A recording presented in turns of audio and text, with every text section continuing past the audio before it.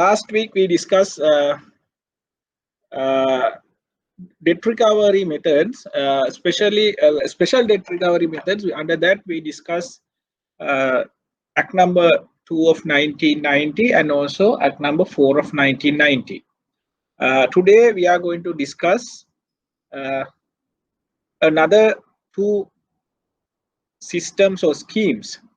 Basically, those two schemes are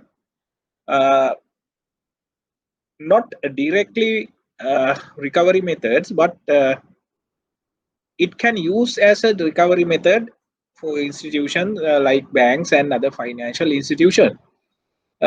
These two mechanisms or these two schemes that we are going to discuss are mediation scheme or mediation board system, and the other one is ombudsman.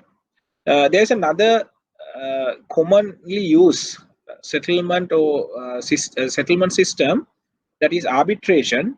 Under this lesson that we are not going to discuss arbitration because of the time factor that we have to finish. Today will be my last lesson, so therefore we have to finish this today. So therefore we are not going to touch arbitration.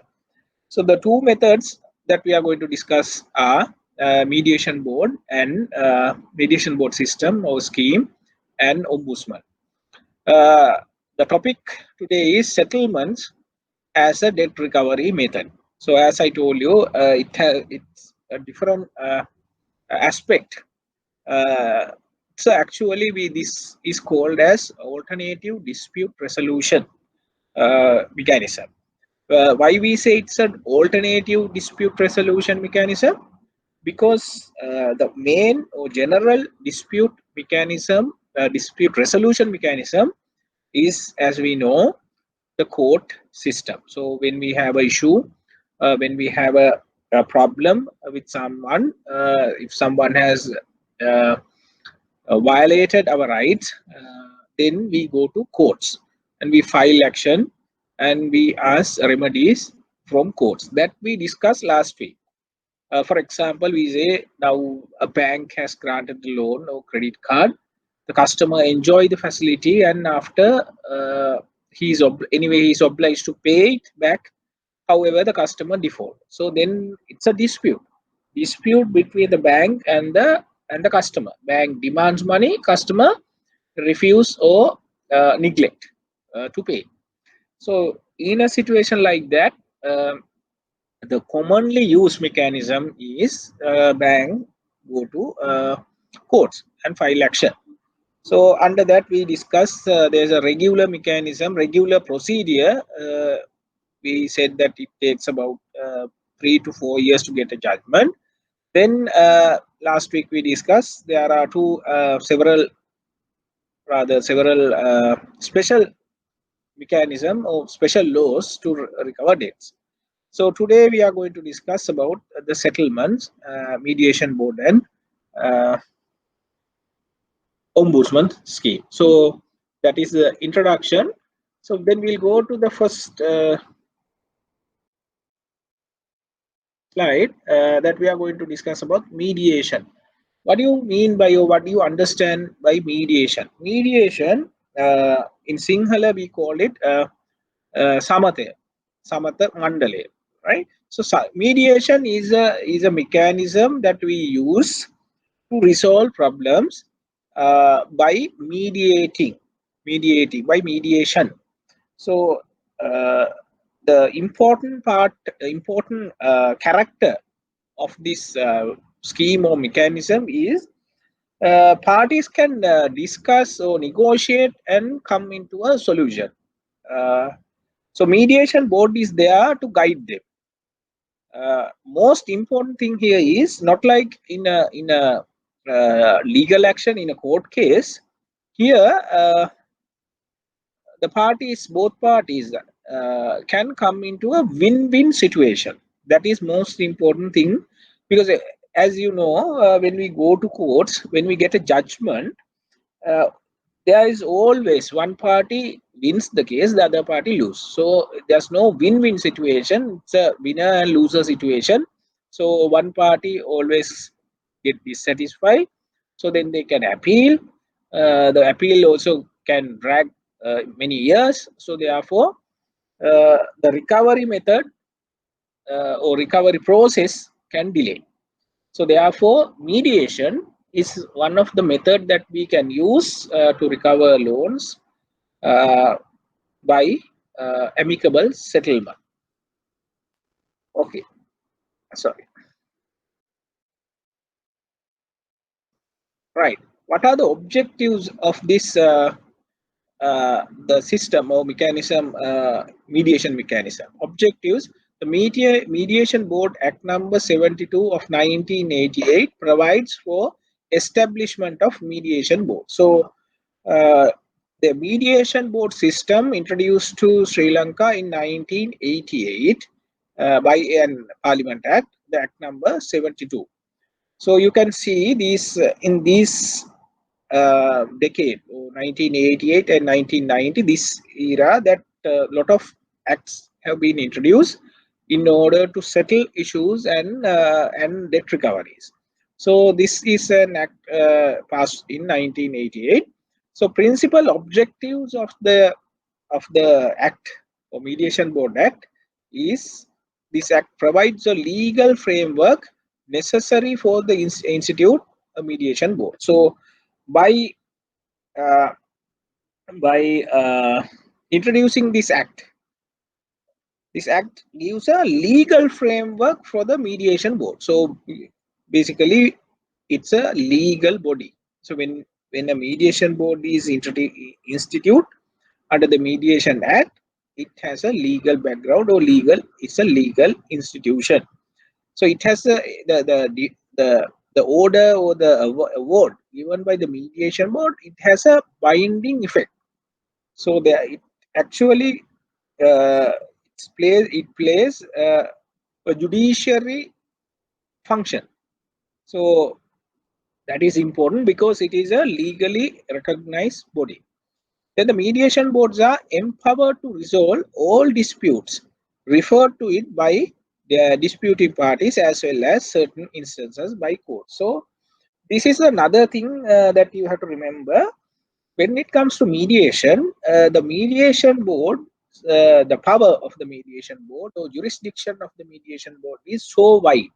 So it is not restricted to any particular area or any particular uh, industry or anything, but it the mediation board can resolve any problem referred to the mediation board. So that is very important. So it can have criminal jurisdiction. That means that minor criminal matters also, that you can refer to the mediation board and solve. So for example, so we say now husband and wife, they had a fight and husband assaulted wife. That's a criminal offense. So what is the, if the mediation board is not there, what is the procedure that we can adopt? So wife will go to the police and will make a police complaint. So then the procedure starts. That's a criminal procedure. So the police will come and arrest the husband and will lock up. And after that, the will produce before magistrate. So magistrate can send him for prison, or rather under the prison for 14 weeks, sorry, 14 days. So then thereafter there will be a trial. Then after the trial, magistrate can give a punishment. So that is the procedure. So when you see this procedure, this is a domestic problem, domestic issue that leads to another issue. You see now, if this person goes to jail, then what will happen to uh, the family? So that's a big issue. Then the solution or the punishment will create another social issue. So uh, so the other option available here, that the wife can refer to the mediation board. or even magistrate can refer the matter to the mediation board depending on the in the nature of the offense, criminal offense. So minor criminal matters can be referred to mediation board by the parties or by the courts. So that's why we have said here the mediation boards are empowered to resolve all disputes irrespective of whether they are criminal or civil. When we say all, but uh, smaller matters, not big matters, right? Big criminal issues you can't refer to mediation board.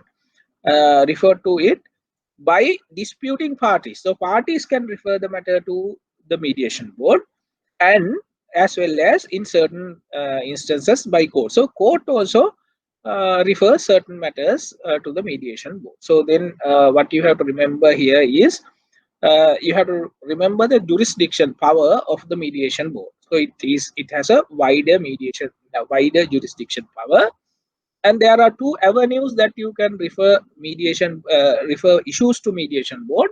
That is, one avenue is the parties themselves can refer the matter to mediation board. So the other avenue is the court can refer the matters to mediation board. So then if the matters are referred to mediation board, the mediation board can solve the problems or solve the issue by the process is mediation, not a trial, not an inquiry.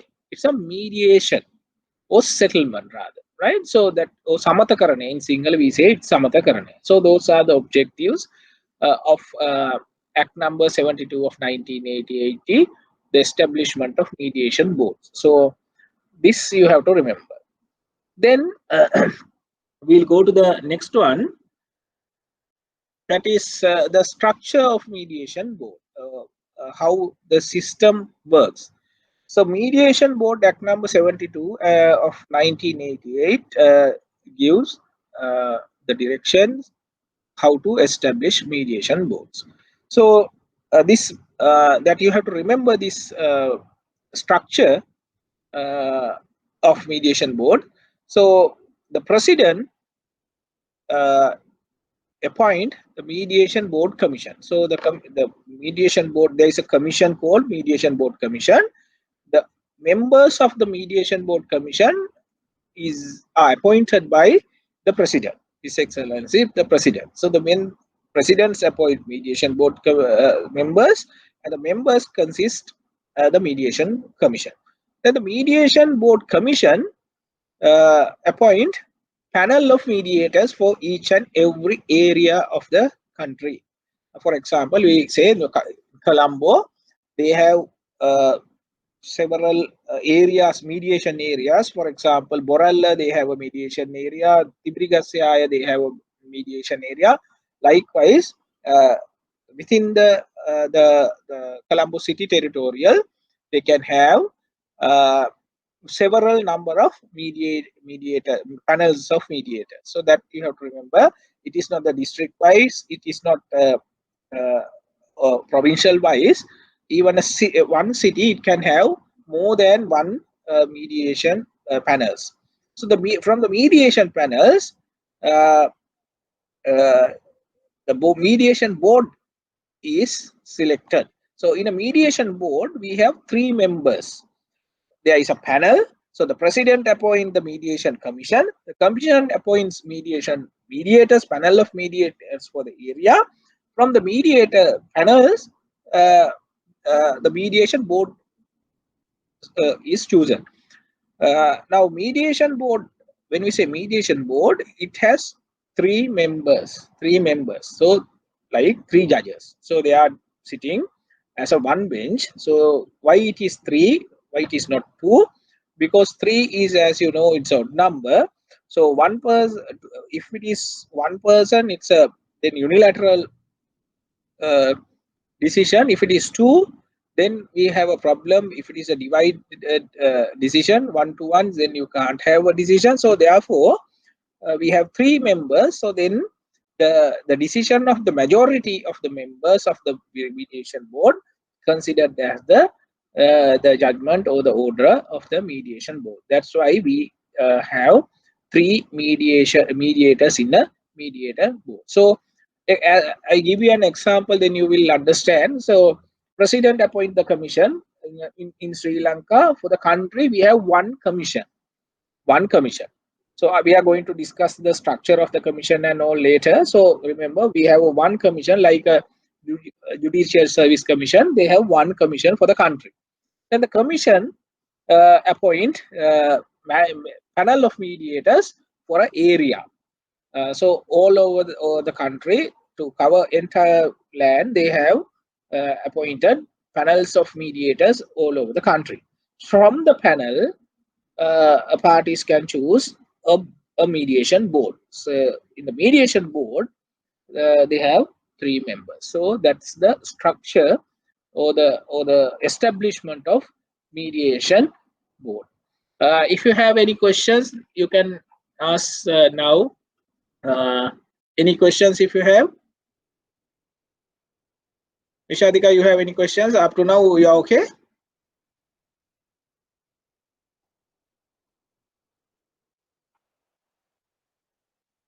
Right, okay, right. Thank you. Then we'll go to the next one.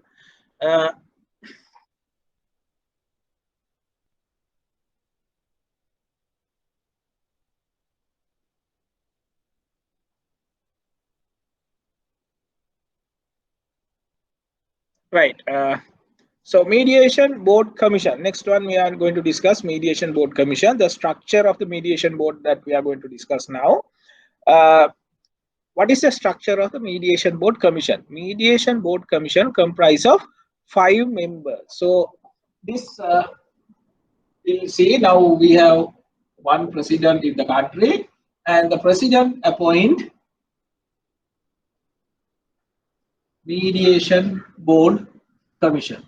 So they have 5 members of this commission.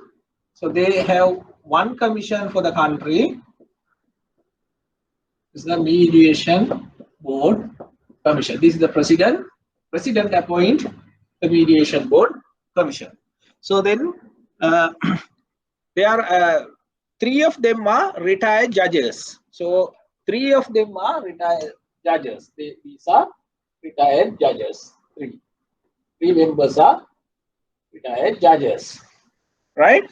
Retired judges of the superior court. Superior courts means either court of appeal or higher. That is court of appeal or superior Supreme Court retired judges are appointed. 3 judges from the out of 5 people, 3 are retired judges. So others can be reputed, educated people that appoint by other 2 by the president. So then all these members are appointed by His Excellency the President. What is the function of this the commission? What is the function? The functions are administration activities of the mediation panel board. So you remember that this mediation board, then thereafter they appoint mediation panels for the area, right? All over the country, they appoint mediation panel. We say mediation panel 1, mediation panel 2, mediation panel 3. Likewise, they can have, we say mediation panel 1000 or whatever, 100, right? Likewise, they appoint mediation panels for the country area wise. So this function of the mediation board commission is that one of the functions are administration part of this panel. So they administrate the mediation panels.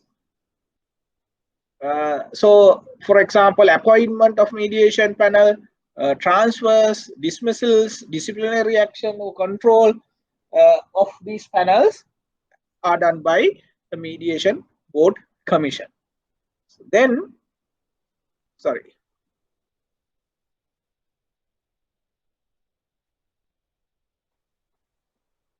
Right, mediation panels. So the commission, the commission upon the nomination made by the organizations of the area makes the appointment of mediators to the panel. Right. So now we take one panel. We say we take one panel. We say this is the mediation panel. We say of Timirigasaya or Borella. We say Borella, right? Borella mediation panel. So how now the mediation panel is appointed by the mediation board commission. So now how are they appointed? The mediation board panel means the mediators appointed for the panel. So how they are appointed? So they are appointed by the from the area. So how they are appointed? In order to ensure the the commissions upon the nomination made by organizations of the area makes appointment to the mediators to the panel. So from the Borella area, the organizations can nominate people to the commission. So, for example, we say we take Borella area. So, Borella area, we say there are we say the religious institution, the temples, church, right? So they can nominate people from the area, reputed people, to the commission. So the upon the on the recommendation of these institutions, the commission, after they if they are satisfied with the nomination, they will appoint these members to the mediation panel of the area. In order to ensure the mediators are impartial and free of any political bias, only organizations of non-political character can nominate persons for the appointment of mediation panel. That is very important. Now you see, politically influence or political organizations cannot appoint or cannot rather nominate people to the mediation board. That is to ensure the mediators are not uh, influenced by political ideas. So political organizations are out. So other institutions, social service institution or religious institution, they can appoint or they can nominate people from the area to the mediation board commission to appoint them as a mediators of the mediation board panel.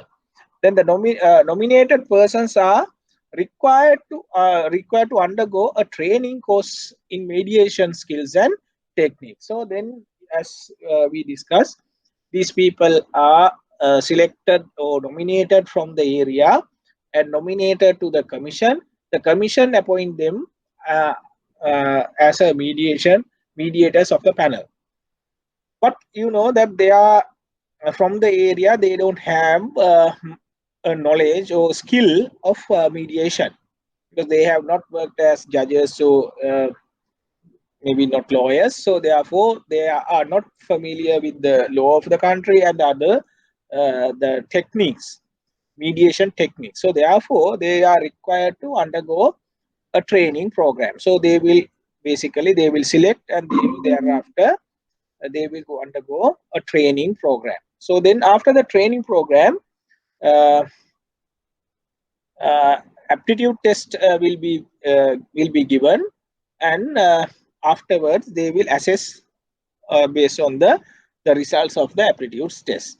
So then the commission appoints the mediators. Only such persons are reported to process the required aptitude, skills, and techniques. So then thereafter, after the aptitude test, the commission will appoint the people who have passed the aptitude test and people who have got the skill and technique. So then they will be appointed as the members of the mediation panel of the area. So for example, we say from the area, the institutions and the organization can nominate people.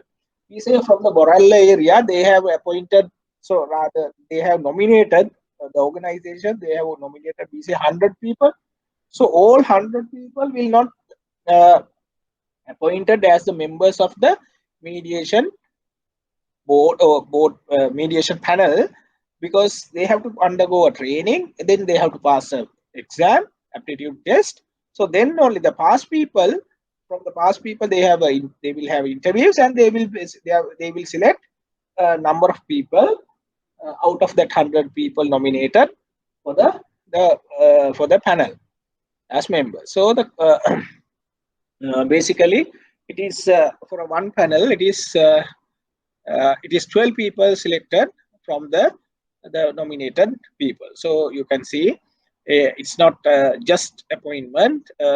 They are appointed with training, proper training and skill, right?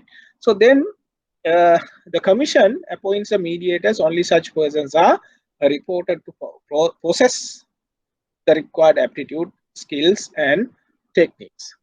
Then we'll go to the next one, right? Dispute which can be referred to mediation. What are the dispute that we can refer to mediation? Sorry. Right. So the dispute mandatory be referred for mediation. So there are several types of issues that we can refer to the mediation board. One is the dispute mandatory be referred for mediation. So that I will explain this. Under the Mediation Act, uh, there is a threshold, financial threshold. Certain cases or certain claims, if cannot be referred to courts directly unless it has referred to the mediation board before. So for example, when the Mediation Board Act came into operation in 1988, the threshold was 50,000. If it is a matter or claim or any issue, the value of the issue, if it is below 50,000, parties, they just can't go to courts and file action. So first they have to refer the matter to the mediation board. So that type of issues, we call them mandatory requirement or mandatory to refer to the mediation board. So then time to time that limit has been now changed or increased. So then thereafter the 50,000 was increased to 250,000. Then again it was increased again. So now it is 500,000. Now, for example, we say bank has granted a loan 300,000. So the customer has now default, uh, and there is a balance of 250,000. So bank send letter of demand, customer won't pay or reply. So then the issue is whether the bank can file action under money recovery action in courts without going to mediation board. So straight away can't file action. First, the matter has to refer to the mediation board. That is a mandatory requirement under the Mediation Act. So therefore, first type is dispute mandatory to be referred for mediation. So then the next type is other dispute which may voluntarily be referred for the mediation by choice of the parties. The second type is parties. They can voluntarily refer the matters to the mediation board. That option is also available. Now, for example, we uh, think a situation where bank has granted a personal loan of 750,000. The customer has paid a few installments, then they are after defaulted. Now that outstanding is, we say, 700. So obviously it is over 500,000. So therefore, as per the mediation board, it is not mandatory to refer the matter to mediation board. Parties can straight away can refer the matter to the courts. So bank can basically, without going to mediation board, can file action in court of law to recover the balance. But bank still, they want to refer the matter to the mediation board. There's no barrier to refer it to the mediation board. So bank may think, or bank could think, so it is the litigation process or court process is time consuming and it's expensive. So therefore, bank uh, choose to go for mediation. So mediation, as we said, it's a settlement mechanism. Parties can discuss the matters and this come into a amicable settlement. So we say bank is ready to waive off a major portion of the interest. So and can give offer uh, an attractive settlement plan to the customer. So customer will happy.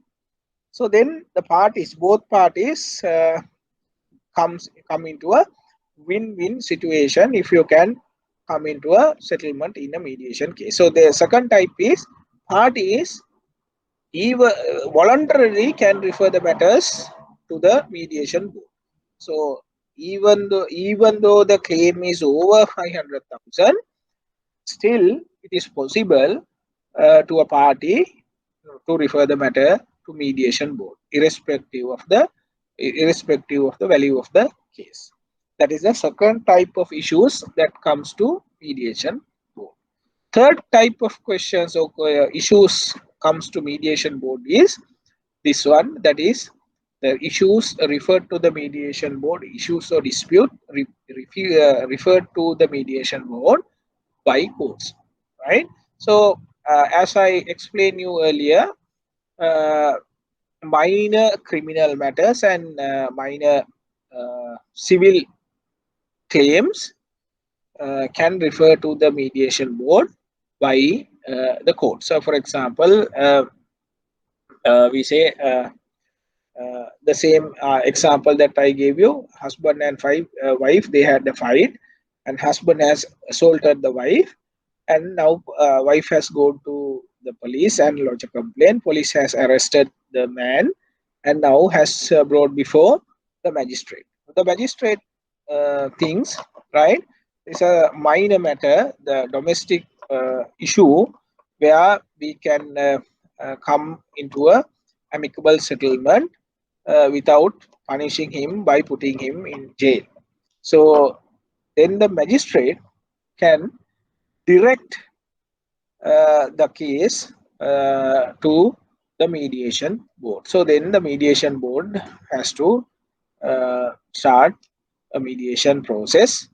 That is the third type of, of issues referred to mediation board. That is by courts. So those are the three types of issues comes to the mediation. One is the mandatory mediation, that is as per the act. If it is the limit, a threshold, if the case is below the threshold limit, it's a mandatory. Then the secondary voluntary thing. Voluntary means parties can voluntarily refer the matter. Third one, by courts. Court directs the mediation board to have a inquiry on the matters when court referred to the mediation board. That is the third type. Right. Then mediation process. What is the mediation process that we are going to discuss now? Right. First step is an application being made to a panel of mediators to settle dispute arising within its area.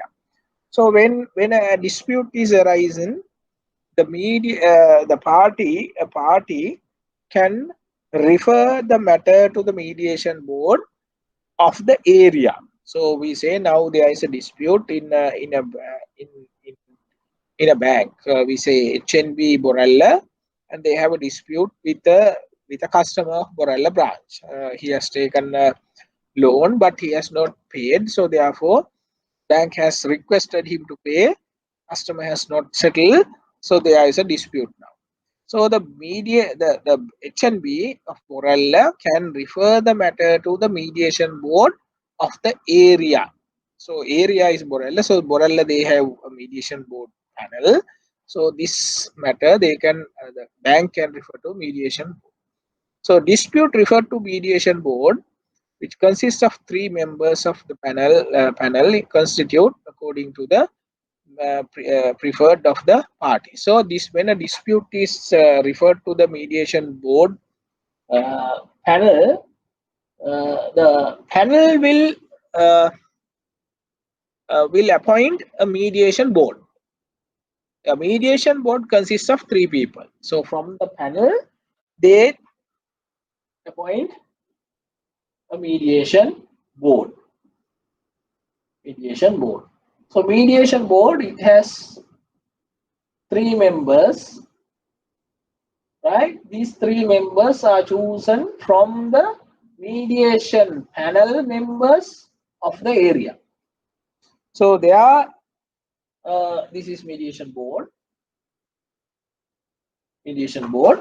So the objectives of the function of the mediation board is to inquire the matter referred to the mediation board and decide or give an award. That is their duty.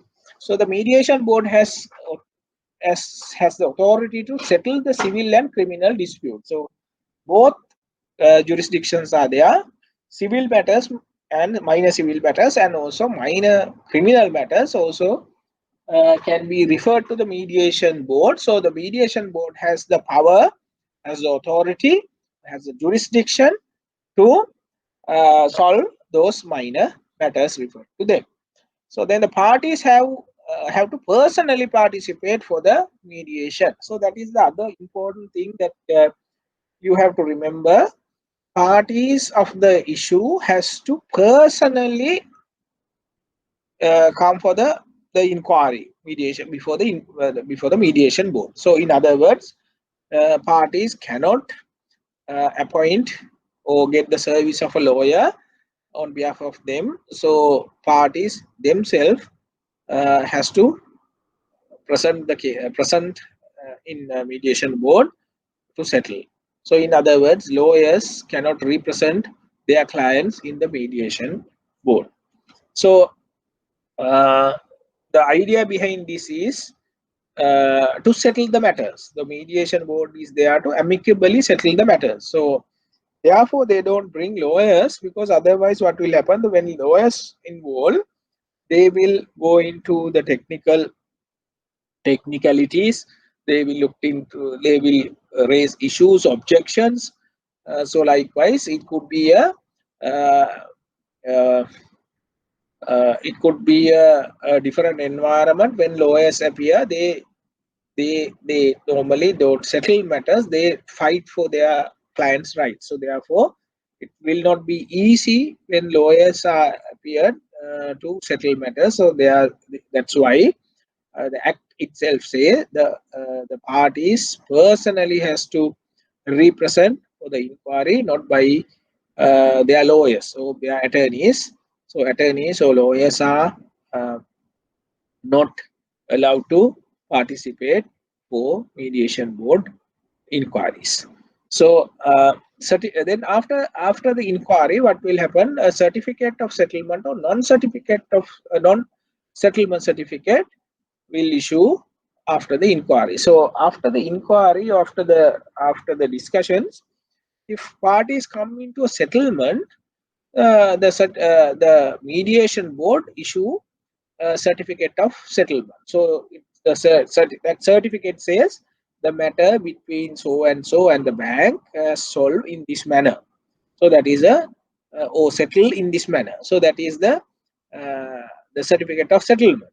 Or in other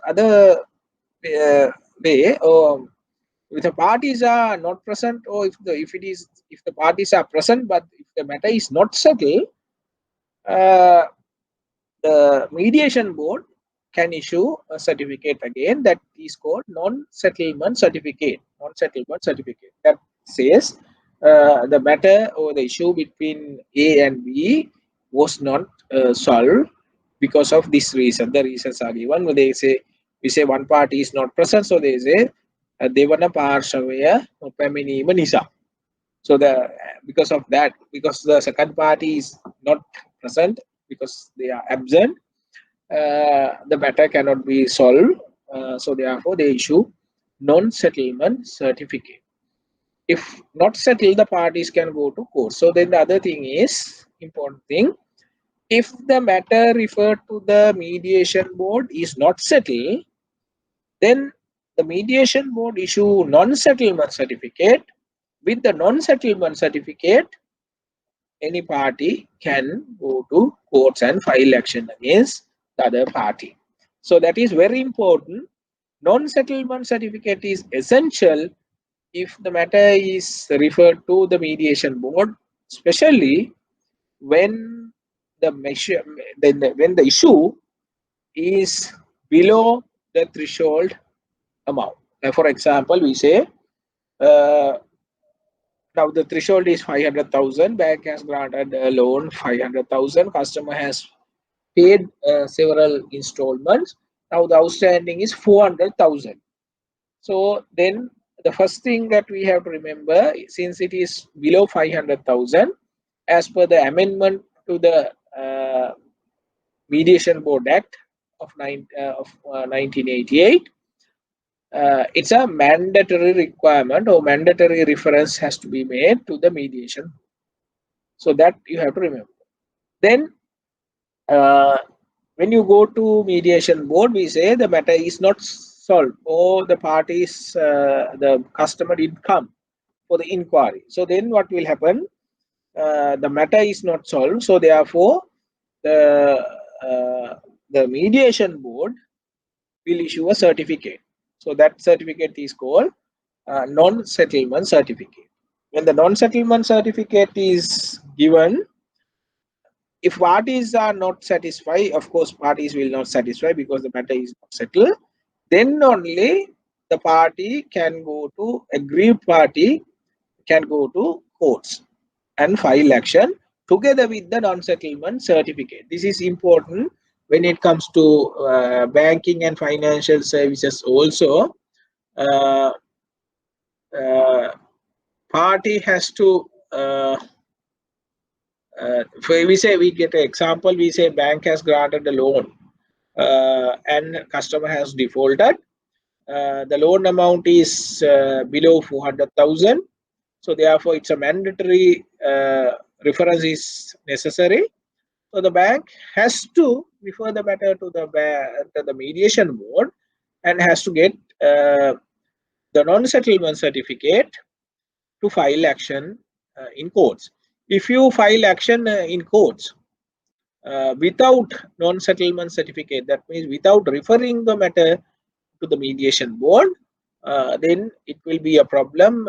Your matter can be dismissed or can be rejected uh, uh, because the non-settlement because there is a procedural error because you have not referred the matter to the mediation board. So bankers has to remember, most of the time these credit cards and personal loans, they are below the threshold limit, below 500,000. So claim is below 500,000. Then you can't file action in courts straight away. What you have to do is you have to refer the matter to the mediation board. You have to try to settle the matter at the mediation board. If it is fail, if the matter is not settled, then you have to obtain, this is very important, that you have to obtain non-settlement certificate, non-settlement certificate. You can file then there after obtaining the certificate, non-settlement certificate. Not only that, that you have to file the non-certificate certificate together with your claim. So otherwise, the matter can be rejected and matter can be dismissed as it is a procedural error. So that is the certificate of settlement. Any questions up to now?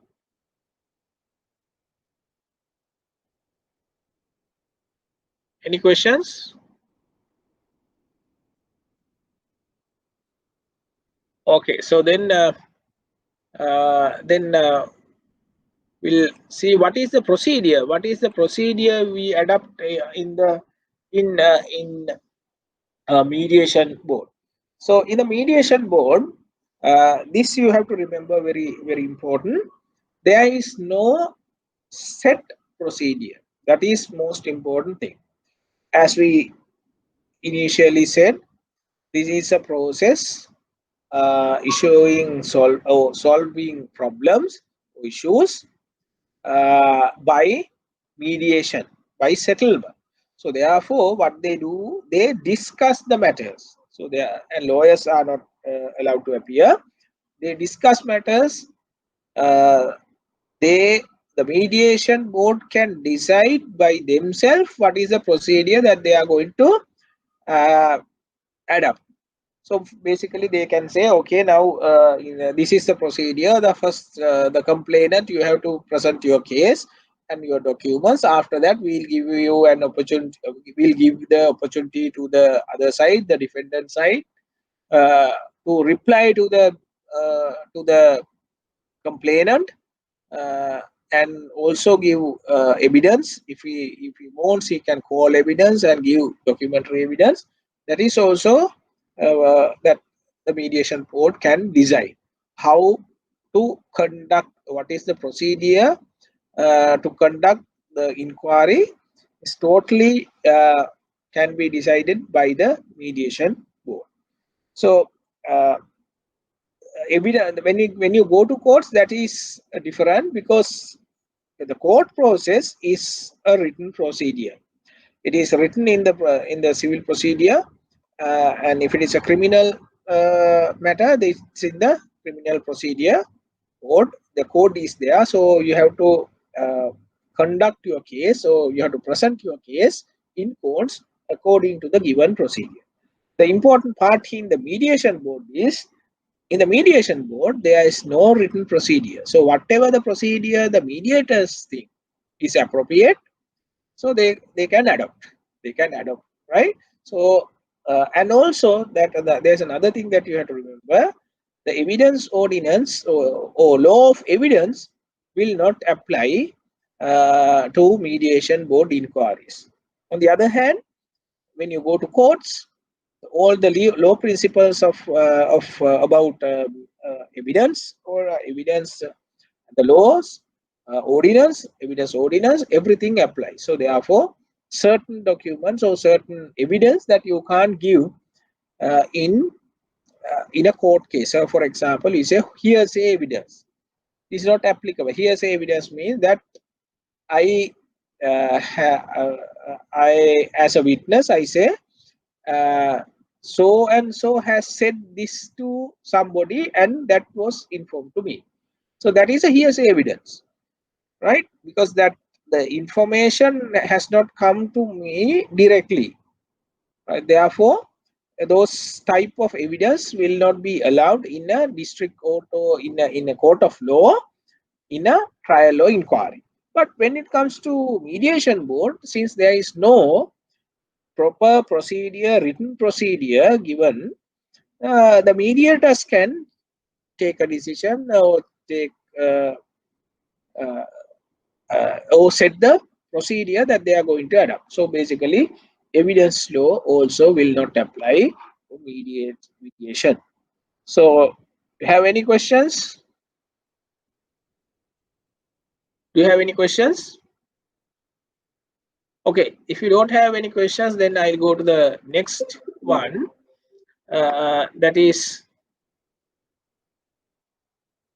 about the financial ombudsman. The second scheme that we are going to discuss is ombudsman scheme. Right. What is ombudsman scheme?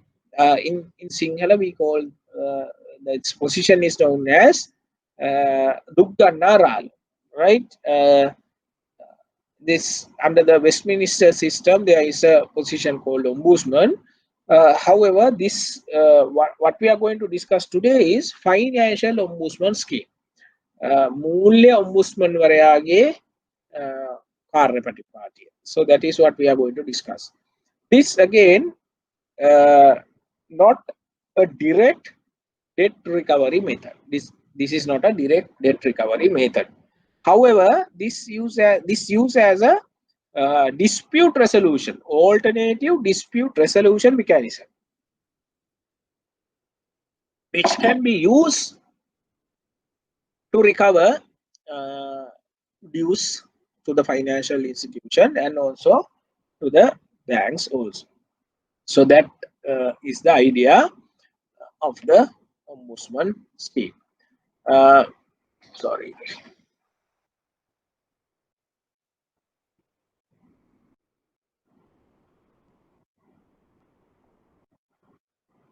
Okay. Financial ombudsman. This is a dispute resolution system. Ombudsman system introduced to the financial industry under the financial sector reforms. Uh, this is known as a financial ombudsman. So the ombudsman scheme or ombudsman system was introduced to the financial system by financial industry reforms, sector reforms. So it's again, remember, it's a dispute resolution mechanism. What is the structure of this? Now, what is the structure? We are going to discuss the structure of the ombudsman. Not like mediation board, not like the courts or law of courts. We ombudsman is, it has a different uh, structure. It's a company. This ombudsman system, the ombudsman is a company. That now you think about the court of law. Court of law is not a company. It's not a private company or a government company. It's actually government institution. Government institution. The government sponsor or government pay, government invest on courts, houses, and also judges to solve issues. So it's a different. It actually it's a state institution. But when it comes to financial ombudsman, it's a company. It's a company. It's a company. A company has been established with the concurrence of the central bank. So important thing here is it's a company. However, it is supervised, or there is a collaboration with the central bank also. So there is a link between ombudsman company and the central bank. In other words, the ombudsman scheme also under supervision, or in not the supervision, but it is connected to central bank because it is created with the concurrence of the central bank. The name of the ombudsman company. So I said it is a company. The financial ombudsman is a company, and there when we say company, it has to have a name. So what is the name of this company? The name of the company is the Financial Ombudsman Sri Lanka within bracket Guarantee Limited. This you have to remember as it is for your exams and also for your knowledge. First thing that you have to remember, this is not a government institution. It is a company, and it is a company with created with concurrence with the central bank. So therefore, central bank participation is there for this company, and the company is named as the Financial Ombudsman Scheme Sri Lanka. Sorry, Financial Ombudsman Sri Lanka within bracket Guarantee Limited. Within bracket Guarantee Limited. That's the name of the company. So then we'll go to the next one. The Financial Ombudsman Sri Lanka Guarantee Limited. It's who are the shareholders or stakeholders of this company? Now, when we say ombudsman scheme is a company, we know if it is a company, someone has to invest money, or there has to be shareholders. Who are the shareholders or who are the stakeholders of ombudsman company? We say this is a company. It's a financial ombudsman guarantee limited. Financial ombudsman Sri Lanka Guarantee Limited. Sri Lanka Guarantee Limited. So this is a company. So who are the shareholders or stakeholders of the company? We have 5 stakeholders of the company. say this the company, we have 5 stakeholders, right? Who are the stakeholders, right?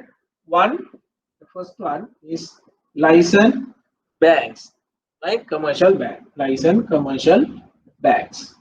So they are participating as the stakeholders. Then all licensed specialized bank, licensed specialized bank. Number 2, they are also stakeholders. Then the third one is all registered finance companies supervised by the central bank. Third one, registered finance companies supervised by central bank. Supervised by central bank. Then fourth one is leasing companies, right? Leasing companies again supervised by central bank, right? Leasing company supervised by central bank. The fifth one, shareholder, is, remember, primary dealers licensed with the licensed and supervised by the central bank. Primary dealers. So primary dealers are deal with shares, right?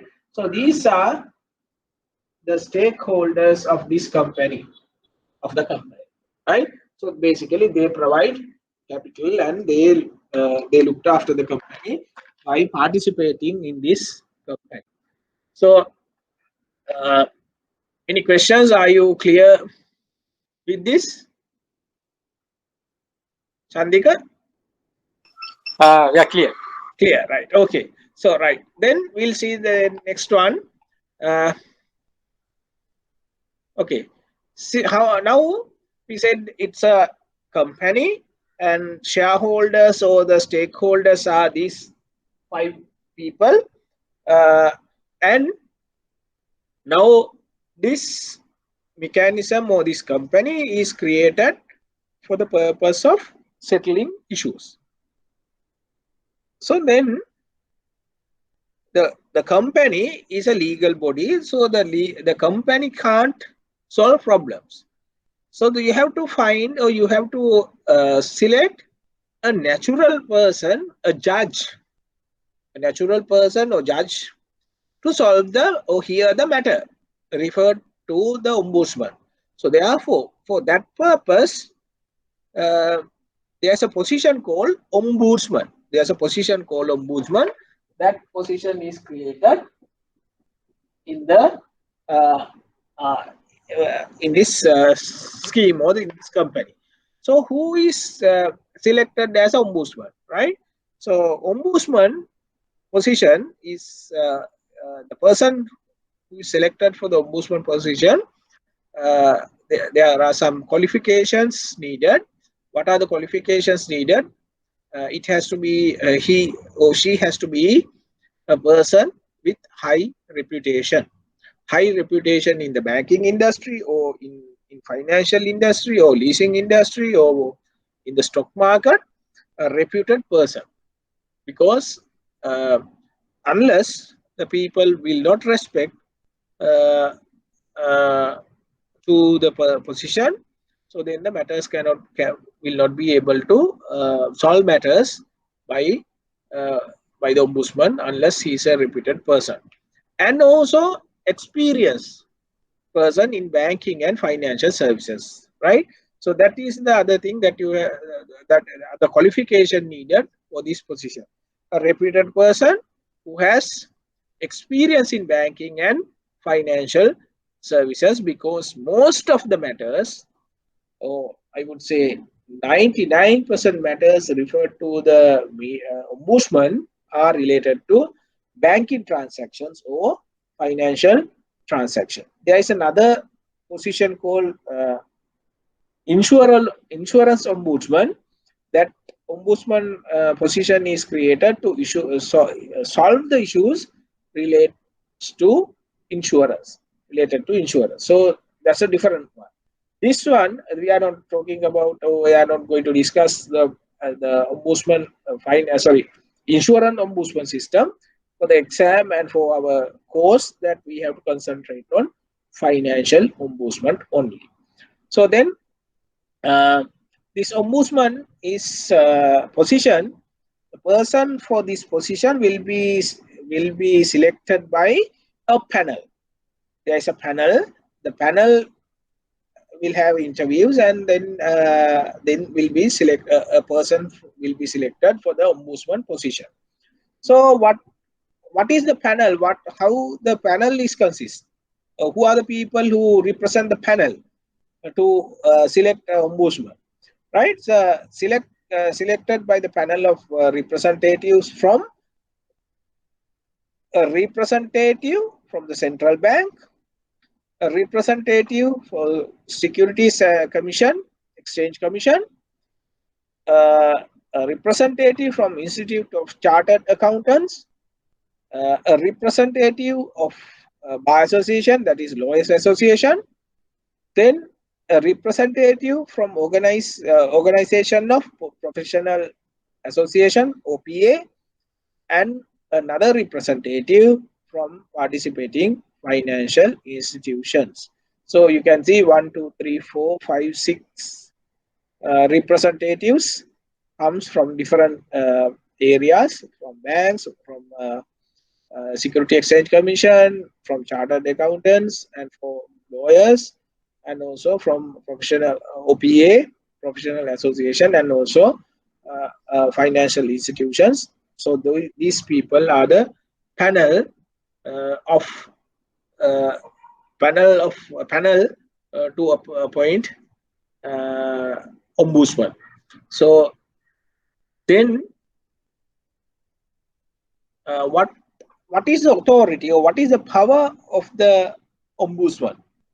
So financial ombudsman has the power to conduct an inquiry. So he is like a judge, right? He has the authority, he has the power to conduct an inquiry. So when a matter is referred to him, when an issue is referred to him, he has the authority to conduct an inquiry. So that authority is given. Then the second one, to settle any complaint or dispute. The second one, the authority given to the ombudsman is he has the authority to settle any complaint or dispute. Settle. Samata karane or visadima, right? Settle any dispute. First, he can have an inquiry, and after the inquiry, that he can settle the matter. Settle the dispute between an individual customer and bank or company. That is very important when it comes to ombudsman. The inquiry, the ombudsman has the authority to investigate and inquire a matter referred by an individual customer. So that is very important that you can highlight this word, individual customer. So that means the corporate customers cannot refer the issues to the ombudsman, So only individual customers can refer the matters to the ombudsman. So that is very important. Then ombudsman has the authority to make any award. Award means a judgment. Make an order. Make monetary order up to 3 million. So that is his threshold. So ombudsman can give a solution or give an order, give an award up to 3 million only. So if the issue is or the claim is over 3 million, then it is not worth to refer to the ombudsman, because ombudsman has no power, no authority to inquire and award any relief if it is over 3 million. So then in a situation like that, the parties can refer the matter to courts of law, because ombudsman does not have the authority to grant any relief over 3 million. So that you have to remember the power and the authority of the ombudsman. Then the ombudsman scheme applies to all customers of the bank except corporate company customers. So ombudsman system in the banking system, if there is a dispute between an individual customer and uh, the bank, that matter can be referred to the ombudsman. But if it is a dispute between a corporate customer company and the bank, that matter cannot be referred uh, to the ombudsman system or ombudsman. So then we'll see the procedure, ombudsman scheme procedure. Step number one. Step number one. A customer of the bank having valid reason can make a complaint initially to the relevant branch or to the relevant department which provide the service. So this is very important.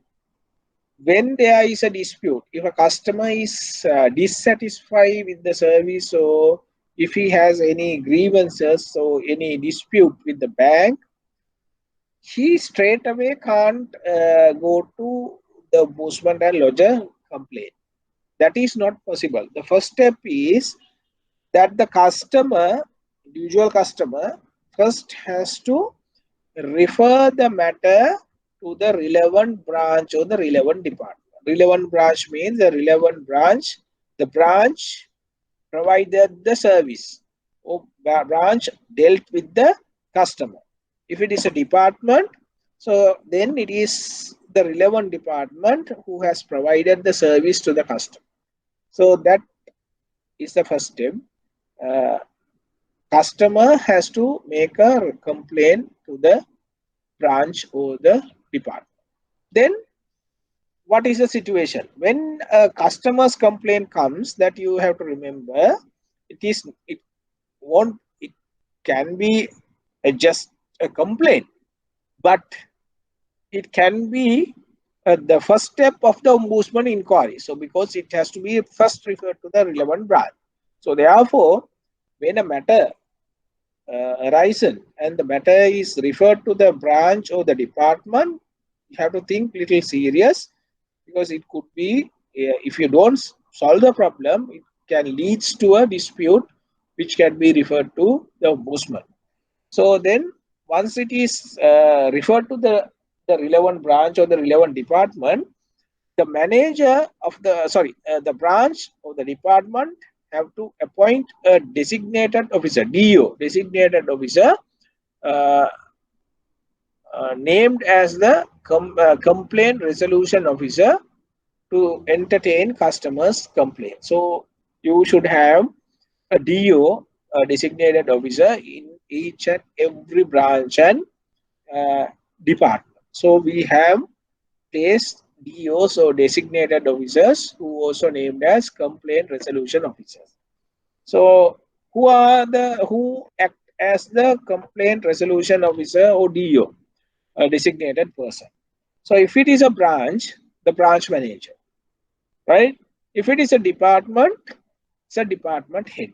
So branch manager or the department head act as the designated officer or dispute resolution officer of the relevant branch or relevant department. Then the complaint will first be fully investigated at the branch level. So what is the duty of the designated officer, DO, or the complaint resolution officer? That person has to investigate the issue referred to the branch or the department initially at that level. So try to settle the matter, solve the matter in the branch level or department level. So within 4 weeks, that is the other important thing. When a customer's complaint comes to the branch or to the department, within 4 weeks, that means within 1 month's time, the bank has to solve the problem. It has to provide a satisfactory solution to the customer within 4 weeks. That is most important thing that you have to remember. You have to solve the problem within uh, 4 weeks. Then the next one is step number 2. Step number 2 is this. Uh, if branch fail to resolve the issue and provide with a satisfactory solution within 4 weeks, two things can happen. When a matter is referred to a branch is now obliged to solve the problem or give a satisfactory solution within 4 weeks time. So when we say satisfactory solution, we have to provide a satisfactory solution satisfactory to the customer to solve the matter, right? Not a solution which is satisfactory to the bank. So if you provide a solution like that, most of the time I have seen the solution provided by the bank is satisfactory to the bank. So therefore, it leads to another dispute. So remember, have to provide a solution which is which suits or which help to resolve the matter. It should suit to the customer or uh, which can solve the problem, right? So therefore, it is very important. So two things can happen when the matter is referred to the bank. One, bank can give actually three things can happen. One, at the branch level or the department level, the bank can provide a satisfactory solution to the customer. So customer is satisfied, then thereafter the matter is can be considered as solved because he is happy. That is the best scenario that we can think of. The second scenario is bank can provide a solution, but customer is still dissatisfied. That's the second thing, right? Within a period, within 4 weeks time, the bank provides a solution, but customer is not satisfied. So then still the issue is not solved there. Or third one can happen. What can happen is the bank failed to provide a solution, whether it's satisfactory or not. No solution is provided within 4 weeks time. So that is the most common thing happen in this ombudsman scheme. What we have seen, the bank the banks, they have failed to provide any solution within 4 weeks time, right? So because bankers, they don't take the customers, this is my personal opinion, they don't take customers complaints that seriously, right? That serious. They don't take it because they think that's they don't know about this. This can lead to another dispute where we can end in ombudsman and ultimately can go to courts even, right? So therefore, it is very important you to remember, when you received a customer complaint, try to solve the matter within 4 weeks time, right? Then if it is not solved for the satisfactory of the customer, or if it is totally ignored, that means no solution provided by the bank within 4 weeks time. In a situation like that, the customer can complain to the ombudsman. Second step is that customer can refer the matter or refer the issue to the ombudsman in writing. In writing, that is very important. Customer has to write to the ombudsman, right? A complaint to the financial ombudsman must be made within 12 months from the course of action or ground of the complaint has arisen. So that's the other thing that you have to remember. Within 1 year's time from the incident, the customer has to write to the ombudsman. Write to the ombudsman. The ombudsman, the complaint in writing has to lodge to the ombudsman within 1 year's time. That is a second step. Next, when the matter is referred to the ombudsman start an inquiry. So what are the steps of the inquiry? The first step is complaint in writing by the customer. So customer has to write to the ombudsman in writing, not verbal complaint. It's a written complaint to the ombudsman. Once the written complaint received to the ombudsman will write to the relevant bank or to the relevant financial institution. So then they will send, the ombudsman will send a letter asking a reply, asking or answer for the complaint made by the customer. So then bank has to reply to the complaint made by the customer in writing. So now one side, the ombudsman has a complaint, a written complaint made by the customer.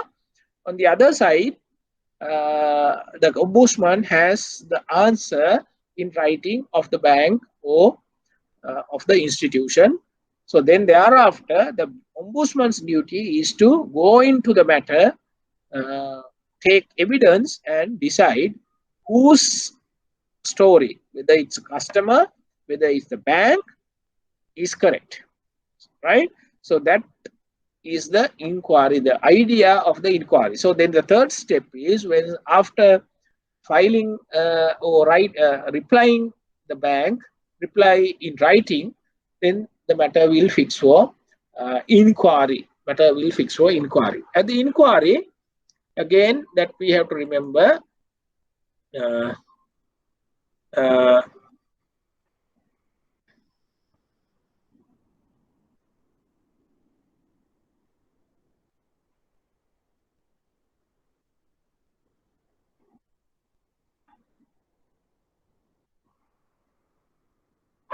sorry, something went wrong.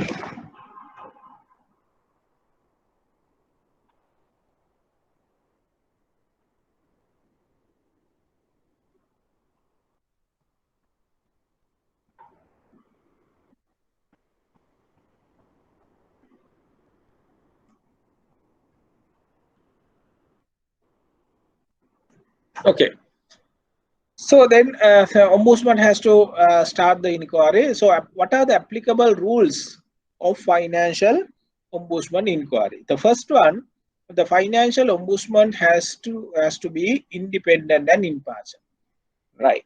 Now, it as we discussed, the ombudsman is a company and the financial institution and the banks, they participate for the company. That means they provide the capital and all the investment, share, they put money to the company.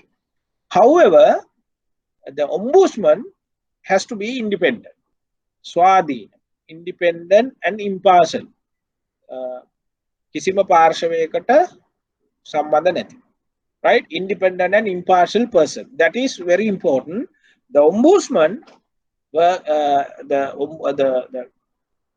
the job or the responsibility of the ombudsman is to be impartial and independent and give a just award after the inquiry. That is the idea. So then the ombudsman is not bound to observe any procedure or rules relating to evidence. This is the other thing that you have to remember. It's similar to mediation also. The ombudsman is also not bound to observe any procedure or rules relating to evidence. So the ombudsman can decide what is the best procedure to adopt. So the normally in a normal court case, once the plaintiff is filed, the answer has to be filed by the other party. After filing the answer, the matter will fix for trial. At the trial, normally the plaintiff has to start the case and he has to give evidence and also documentary evidence that he has to produce. So that's how, then afterwards, after the plaintiff case is over, we discussed previously also, then the defendant has to start the case, his case, and he has to give evidence and he has to provide evidence to support his case. But When it comes to ombudsman inquiry, the ombudsman can decide the procedure. Basically, he can say, okay, we will start with the defendant, that is the bank. So the ombudsman can say the bank has to start the case. So you give evidence, you provide your uh, you give verbal evidence and you provide your documentary evidence, and afterward that I will give a chance to the customer to reply to that by coding evidence. So likewise, whatever the procedure, uh, the ombudsman can decide. So he is not bound by any procedure or even rules relating to the evidence. That is the other thing that you have to remember we say rules relating to evidence. In court of law, it's different. There are many rules apply when it comes to evidence. One evidence is that I said at the beginning.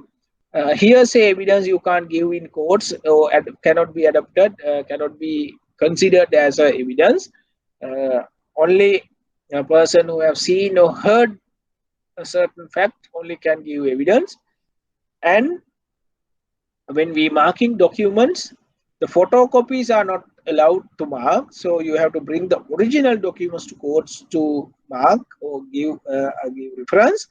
But when it comes to ombudsman inquiry, since evidence ordinance rules are not applied, even photocopies, fax, emails, anything that you can mark with the permission of the ombudsman, of course.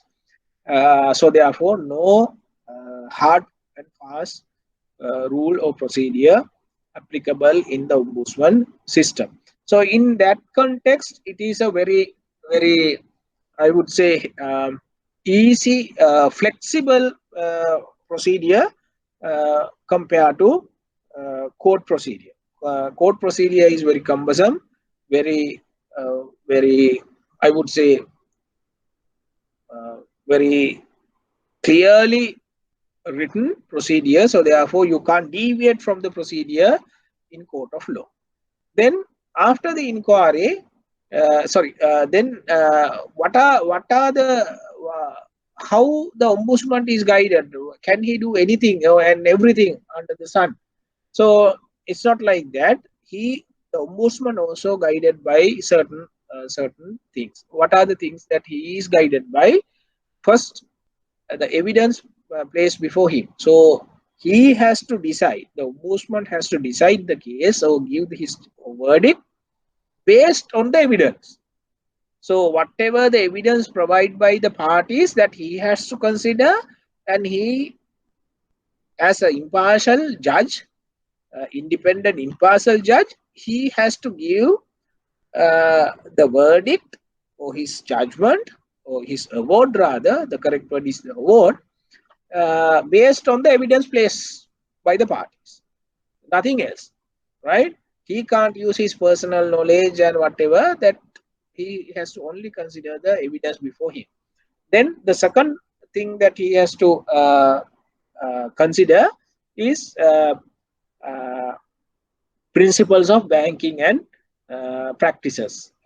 If it is a dispute between a customer of a bank and a bank, then the principles of banking and banking practices that ombudsman has to consider. That is another thing that is applicable. Third one, uh, directives issued by the central bank. So the central bank directives also has to be considered by the ombudsman before he give his award. And also code of conduct. The bankers, they have code of conduct. That also has to be considered by the ombudsman when a dispute arises before he give an order or award. The manuals and procedures used by the financial institution and banks. So that is the other thing that you have to, or the ombudsman has to look into the manuals and the procedures. So the ombudsman will see whether the banker or the staff of financial institution has followed the procedures set out or manuals set out by the company or the bank If they have violated the procedures and manuals, then it will be a negative point to the bank or the institution at the inquiry. So therefore, it is very important to follow the manuals and procedures. And then the ombudsman will concern what is just and equitable. So that is another difference between court of law and ombudsman. When you go to court of law, the court or the judge will consider only one thing. What is that? What is law? Right? Whether this person has acted as per the law or within the law. That's what the judge will think. So when it comes to ombudsman inquiry, it is not about law, right? He will consider law, but it is not the main thing. The main concern of the ombudsman is the ombudsman will concern what is just and what is equal. Mokadda sadharana when that's what he will look in.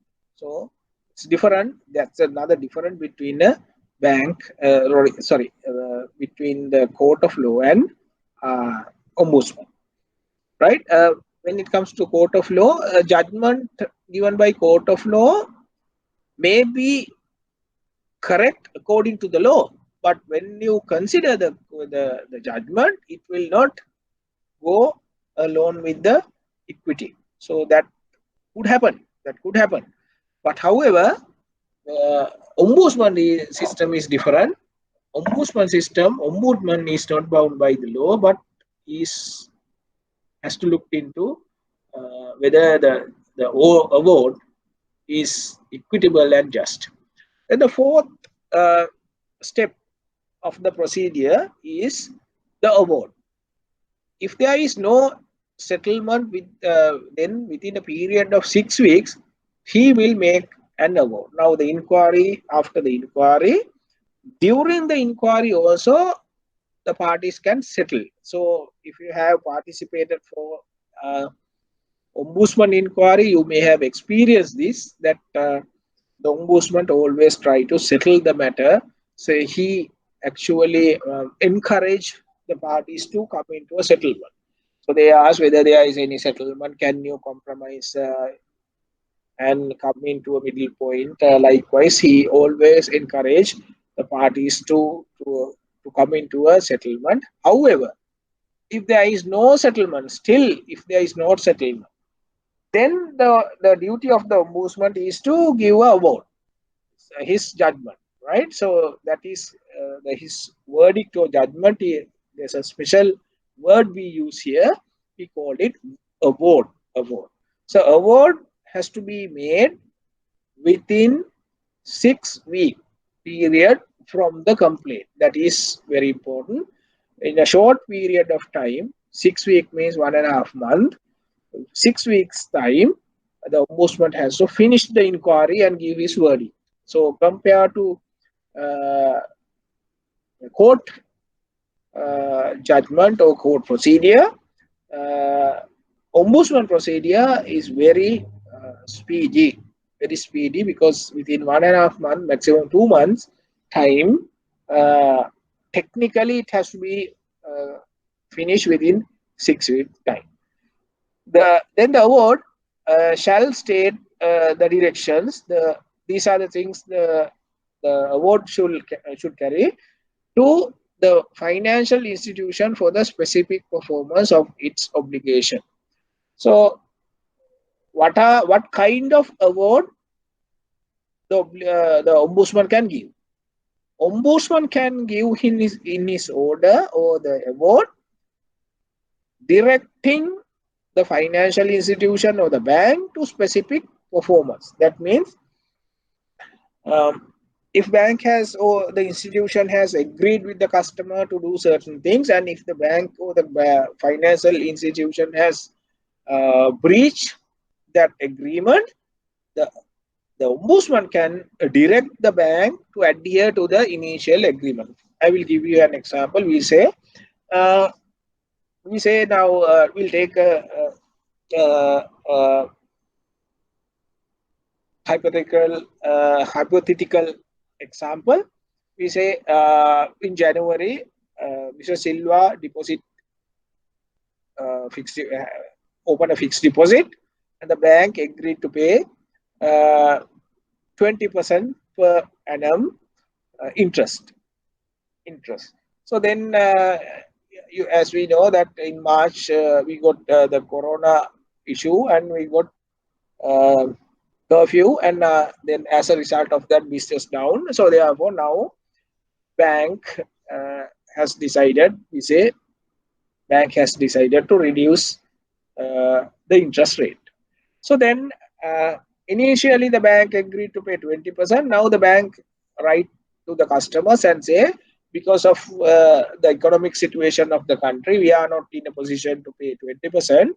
So however, we will pay you a 12% per annum rate. This is only a hypothetical example just to understand. Then now the customer won't agree to that. Customer say, no, you agree to pay me 20%. That's why I deposit money as a fixed deposit. Now I want 20%. So this dispute now can go to initially that he has to refer to the branch, and if branch can't provide a solution to the satisfactory of the customer can write to ombudsman. Ombudsman will have an inquiry. After the inquiry, at the stage of the award, he can give an award directing the bank to pay 12%. Directing the bank to pay 20% as agreed. So that is called specific performance. The agreement here, the bank has to specific performance. So he has to carry out the duties under the agreement that they created. So that's one award that can give by the ombudsman. The other one is compensation for the actual monetary loss suffered by the customer, maximum 3 million. So if it is a compensation, if any damage has happened to the customer as a result of the bank, that the ombudsman can give a award up to 3 million. I will give you an example for that also. We say the bank has issued a credit card to the customer. The customer has failed to pay 2 months or 3 months installment. We say due to the curfew situation of the country, the customer has not paid 3 months. So 3 months means, as per the bank's policy, depending on the bank's policy, would be a default, can be considered as a default. Now he is considered as a default. The banks gives authority to collection agencies to recover to get the money from the customer. So they goes and they try to find the customer. They can't find the customer. Then they go to the neighbors and inform the neighbors that this so and so has taken a credit card and he has used the credit card in these places. Likewise, you know that this thing happens, right? So then there's a reputational loss to the customer. So then in a situation like that, customer can initially write to the bank, and then thereafter, if there is no satisfactory solution, can refer the matter to the ombudsman. The ombudsman will have an inquiry on that matter. So after the inquiry, now there is no specific performance that we can give, because now the damage has happened to the customer. So there's a reputational loss. So how do you mitigate that problem or issue of the customer? So by providing compensation, compensation. So the ombudsman can direct or give an award against the bank and directing the bank to pay compensation, but maximum award that can be given by the ombudsman is 3 million. Maximum is that below 3 million, any award that he can give. So then, if the amount involved is in here is larger than 3 million, then the ombudsman will recommend that the parties initiate proceedings in court if they so wish. So, if the amount, the claim is over 3 million, ombudsman has no authority to handle the matter. So therefore, he will recommend the parties to go to courts and file action. So that that type of award can be given by the ombudsman. So what are the remedies available or can be given by the ombudsman? First, specific performance, directing the bank to perform the duties under the agreement, that is called specific performance. Two, can grant compensation to the customer, maximum 3 million. That is the second type of award that can be given. Third one is the ombudsman can recommend to refer the matter to the court of law if it is over 3 million. So those are the awards can be granted by the ombudsman. So once we'll go to the next one then. Step 5, once the award is given by the ombudsman, the complainant has to furnish a letter of acceptance within period of 15 days. So when the award is given, within 15 days from the award, the complainant has to accept the award. So he has to give an acceptance letter, right? Within a period of 15 days from the date of the receipt of the copy of the award. So once the award is given, a copy will be delivered to the plaintiff and also to the other side, the bank or the institution. Once it is received to the complainant has to accept it in writing within 15 days. That is the first step.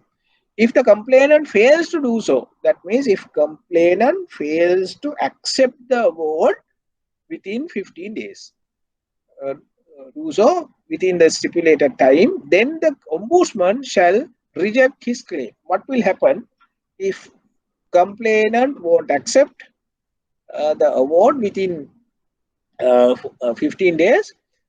Ombudsman can reject the claim. So that means he can throw away the claim. So that means that thereafter no relief that the complainant can take.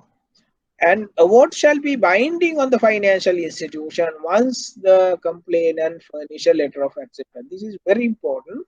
You can highlight this. When the award is accepted, if the award is accepted by the customer, that is full and final. So no appeal. The financial institution or the bank has to accept the award of the ombudsman once it is accepted by the customer. So discretion is with the customer. Customer either can accept it or either he can reject it. So that option is available to the customer. But from the other side, from the bank, there's no option. Once it is accepted by the customer, it becomes a final verdict. So then bank has to abide by the order. Nothing else the bank or the institution can do. So that you have to remember. Ombudsman award is final and conclusive on the financial institution. From the financial institution or the bank side, the ombudsman's award, once it is accepted by the customer, is final, full and final. That is final. But when it comes to the customer, it is not considered as a final. If he is still not satisfied, he can still go to courts. So acceptance of the ombudsman award by the complainant shall be treated as a full and final settlement of the matter among the parties. So once it is accepted by the customer or the complainant, that award is considered as a full and final relief between the parties with regard to that particular issue. So that is the fifth steps of the ombudsman scheme. Sixth one, comply with the award. Now, once the ombudsman award is accepted by the customer, then uh, it is full and final with regard to the financial institution or the bank. Then thereafter, no appeal or no second solution available to the bank. Bank has to, or the institution has to comply with the award. So, bank or the financial institution shall, within 1 month from the date of the receipt of the acceptance letter, has to comply with the award. So, we'll say now after the inquiry, ombudsman issue, or ombudsman gives a order. Order says bank has to pay 3 million compensation to the customer for the reputation of loss of reputation. So then that award will hand over to the customer. We say customer is happy, customer accept the offer, or rather accept the award. When the award is accepted, that is full and final with regard to that issue. So then what will happen? No appeal, no revision, nothing can be done. The bank has to pay 3 million damages to the customer within 1 month time. Within 1 month time from the acceptance letter, receipt of the acceptance letter. That is number 6. Step number 6. Step number 7, the last step, complainant, the customer, that is a customer who is dissatisfied with such award, may, if he wishes, proceed in court of law. So what will happen? So award is given, but customer is not happy. Customer expect we say 3 million, but the award is given only 1 million by the ombudsman. Now he is not happy. Customer is not happy. So customer, if he is not happy, he will not accept the award. So letter of acceptance will not come. So then what will happen? It's not a full and final thing. So therefore, the customer has option that he can go to court of law. So he is not satisfied with the ombudsman award, then he go to court of law and file action. In such an event, if we file action, if customer files action, event, the ombudsman will make available to the in event, ombudsman will make available to the courts full report of the ombudsman inquiry and award and the and reasons for it. So what will happen if customer go to courts, file action? The ombudsman will prepare a report and will send that report to the court of law.